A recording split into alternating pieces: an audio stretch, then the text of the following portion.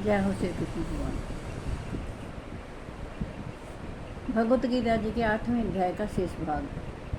संस्कृत के श्लोकों में हमें गूढ़ अर्थ समझ नहीं आते, इसलिए मैंने आपको हिंदी में समझाया है कि श्री कृष्ण भगवान भगवत गीता जी में क्या कह रहे हैं, अर्जुन को क्या उपदेश दे रहे हैं।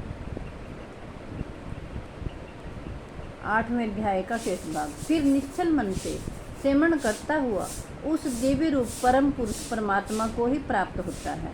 वेद के जानने वाले विद्वान जिस सच्चिदानंद घन रूप परम पद को अविनाशी कहते हैं, आसक्ति रहित यत्नशील सन्यासी महात्मा जन जिसमें प्रवेश करते हैं और जिस परम पद को चाहने वाले ब्रह्मचारी लोग ब्रह्मचर्य का आचरण करते हैं, उस परम पद को मैं तेरे लिए संक्षेप से कहूँगा।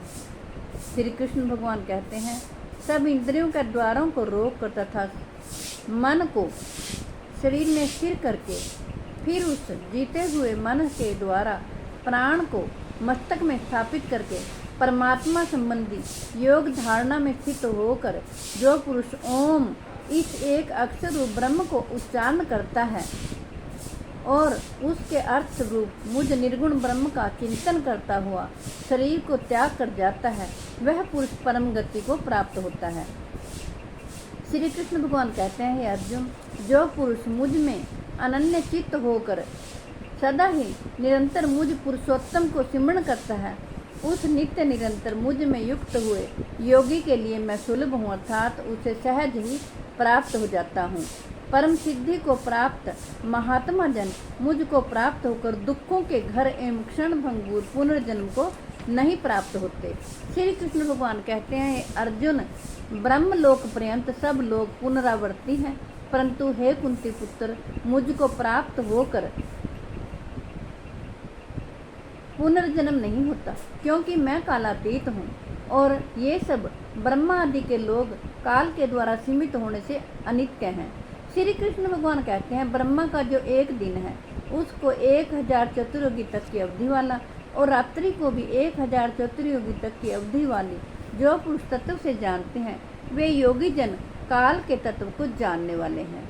संपूर्ण चराचर भूतगण ब्रह्मा के दिन के प्रवेश काल में अव्यक्त से अर्थात ब्रह्मा के सूक्ष्म शरीर से उत्पन्न होते हैं और ब्रह्मा की रात्रि के प्रवेश काल में उस अव्यक्त नामक ब्रह्मा के सूक्ष्म शरीर में ही लीन हो जाते हैं।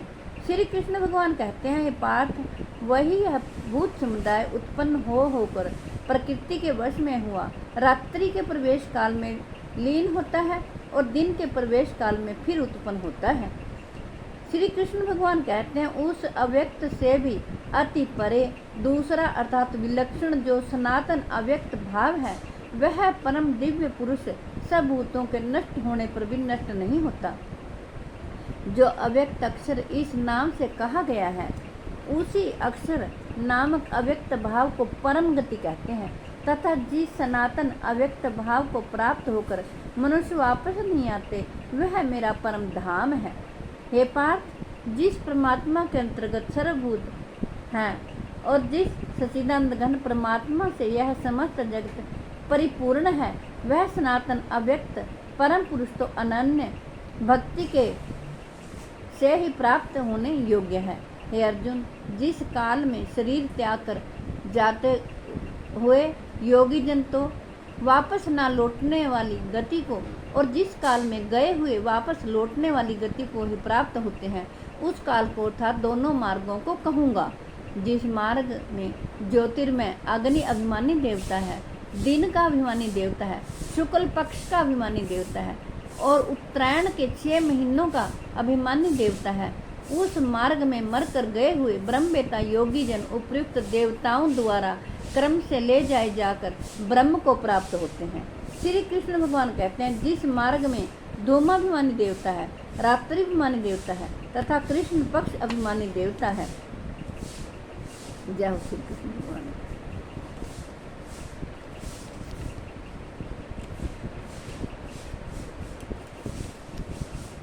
और दक्षिणायन के 6 महीनों का अभिमानी देवता है, उस मार्ग में मर कर गया हुआ सकाम कर्म करने वाला योगी उपयुक्त देवताओं द्वारा कर्म से ले गया हुआ चंद्रमा की ज्योति को प्राप्त होता है। स्वर्ग में अपने शुभ कर्मों का फल भोग कर वापस आता है, क्योंकि जगत के दो प्रकार के शुक्ल और कृष्ण अर्थात देवयान और पितृयान मार्ग सनातन माने गए हैं।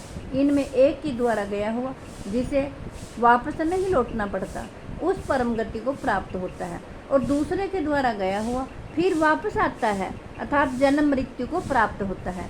श्री कृष्ण भगवान कहते हैं, हे पार्थ, इस प्रकार इन दोनों मार्गों को तत्व से जानकर कोई भी योगी मोहित नहीं होता। इस कारण है अर्जुन, तू सब काल में सम बुद्धि रूप योग से युक्त हो अर्थात निरंतर मेरी प्राप्ति के लिए साधन करने वाला हो। श्री कृष्ण भगवान कहते हैं, योगी पुरुष इस रहस्य को तत्व से जानकर वेदों के पढ़ने में तथा यज्ञ तप और दान आदि के करने में जो पुण्य फल कहा है उन सबको निसंदेह उल्लंघन कर जाता है और सनातन परम पद को प्राप्त होता है। जय हो श्री कृष्ण भगवान। यह आपको 8वां अध्याय 8वां अध्याय पढ़कर सुनाया है। मैं आशा करती हूँ आप सभी इसका लाभ उठाएंगे, और मेरी आपसे हाथ जोड़कर प्रार्थना है कि अपने बच्चों को भी प्रेरित करें, वो भगवत गीता जी का पाठ पढ़ें और सुनें, ताकि उनकी भगवान श्री कृष्ण सदा रक्षा करें। विश्व के कल्याण के लिए, जगत के कल्याण के लिए मैंने आपको यह भगवत गीता जी का पाठ पढ़कर सुनाया है। मैं आशा करती हूँ आप सभी इसका लाभ उठाएंगे। विश्व के कल्याण के लिए, जगत के कल्याण के लिए ये भगवत गीता जी का पाठ बहुत ही आवश्यक है, क्योंकि घोर कलयुग है, हाथ को हाथ खाए जा रहा है, मनुष्य ही मनुष्य का नुकसान करते हैं। इसलिए मेरी आपसे हाथ जोड़कर प्रार्थना है कि आप जरूर भगवान का सिमरन करें और प्रभु के चरणों में लगें। जब तक मेरे तन में प्राण हैं तब तक मैं आप तक भगवत गीता जी का पाठ पढ़कर सुनाती रहूँगी, ताकि आप पर प्रभु की कृपा बनी रहे। जय हो श्री कृष्ण भगवान। जय हो। मिलती हूँ अगली वीडियो में। राधे राधे।